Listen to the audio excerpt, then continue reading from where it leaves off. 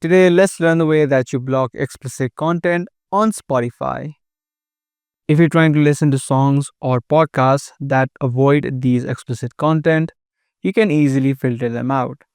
To do so, open up Spotify and tap on your profile icon on the top left. From this section, head over to Settings and Privacy. Inside of the settings of Spotify, you'll need to head over to the second option, which is Content and Display. Inside of Content and Display, the second option you'll see is Allow Explicit Content. It says right here, explicit content are those content which have e tag in them. So by default, yours may be turned on or toggle on like this. To avoid or block these content, you can just toggle this option off. As soon as you do that, you no longer will be able to view or listen to songs or podcasts with explicit content in them. That's all it takes in blocking the explicit content on Spotify.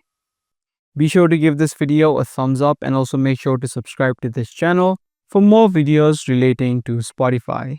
That's going to be all for today. I'm going to see you guys in the next one.